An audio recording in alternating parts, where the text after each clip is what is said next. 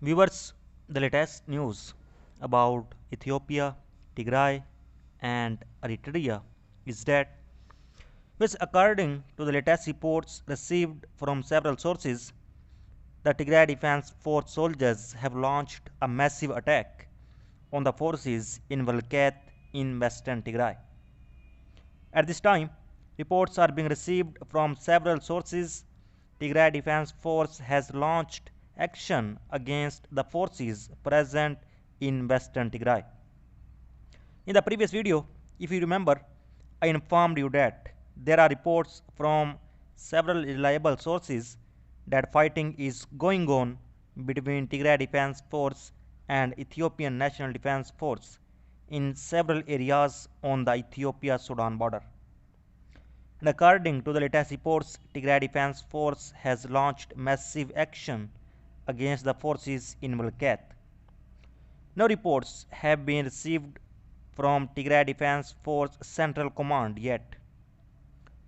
According to the latest reports from several sources, the Ethiopian government is deploying more troops along the Amhara border with the Tigray region. More than 30 civilian buses carrying troops have been arrived near Kobo. West Kobo is situated on the A2 highway near Tigray border in the Amhara region. Meanwhile, the deputy commander of the Ethiopian armed forces visited the Eritrean capital Asmara. And the situation between Tigray Defense Force and Eritrean Defense Force also alarming on Eritrea-Tigray border. Was a statement from the office of the Prime Minister Abiy Ahmed stated that a humanitarian ceasefire would be reached to end the conflict and that the federal government of Ethiopia had released all aid to the Tigray region. Thus, according to the reports of Matt Williams, a bus convoy carrying soldiers in Ethiopia was shared on TikTok, which you can see on your screen. Difficult to geolocate the exact location, but a few things of interest to observe as a humanitarian trust takes hold in civil war. As I told you in previous video that the purpose of the convoy is unclear, but a convoy of 32 buses was last reported to have converged on Kobo and could be being deployed to help enforce a humanitarian truce agreed last week by the Tigray People Liberation Front and Abiy Ahmed's government. Well, the soldiers' location in first video is unclear. However, he was last seen yesterday in Voldia football stadium in civilian clothing on TikTok. The town of Voldia is here 55 kilometers south of Kobo in the Amhara region. And Kobo is in the Amhara region. And the reported 32 buses carrying soldiers are only 20 minutes drive from the border town of Vaja in the Tigray region. From a border look at this in the location of Voldia. Tigray is circled in blue and Voldia is here in red arrow. In the first video posted on TikTok, flipping the screenshot horizontally reveals that an Ethiopian coach service is helping transport soldiers. Ethiopian language and flag on side of the bus verify the country. And the video was taken in as does the soldiers' language. The coaches seen in the video belong to the sky bus transport system in Ethiopia. The mountains in the distance are too blurred to deduce an exact location using peak vision. The soldiers is also seen in military clothing at first and civilian clothing later on TikTok. He may have been rotated and is maybe enjoying a day off a few days later. Given the size of the convoy, it is likely to be traveling on the main road either along the A2 or B22, which direction was difficult to verify. Another video also captured on TikTok showing Ethiopian soldiers in a bus convoy. And the purpose of the deployment and the exact geolocation of this video is again unclear. We were 17 months into a brutal civil war.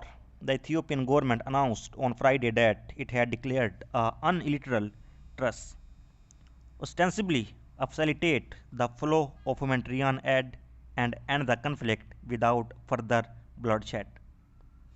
The United Nations, United States, and a host of European states have already condemned the development. The United States welcomes and strongly supports the declaration today of an indefinite humanitarian truce. Hours later, the development was acknowledged by the other warring faction in the Tigray People Liberation Front, led Tigray regional government, which itself issued a statement expressing readiness to end the war if badly needed. Humanitarian aid is delivered to millions of Tigrayans threatened by famine.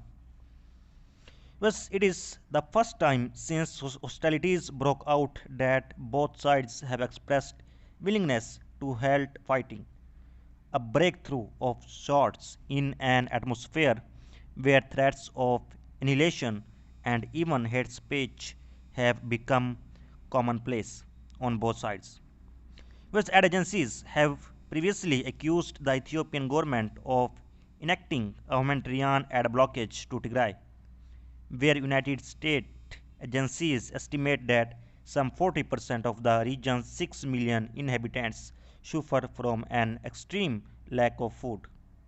And now, neither the Tigray People Liberation Front nor the government has disclosed details of the ceasefire, when aid will arrive, or even how aid convoys carrying urgent aid will navigate the heavily militarized roads to Tigray. There has also been no word on whether Ethiopia is contemplating restoring Tigray's banking and communication services severed since July. Our position is clear.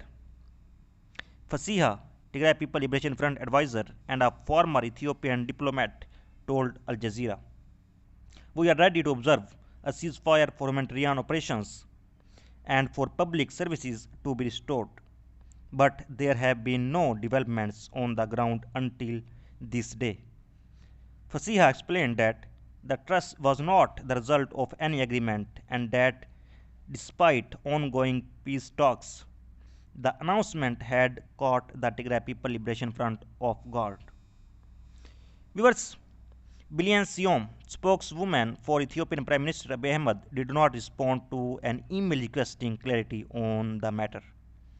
With hostile forces sealing off its frontiers, Tigrayan forces had pledged to continue fighting to break a siege that has prevented aid agencies from replenishing the famished regions, emptying food and hospital supplies. Aid convoys en route to Tigray have previously been attacked.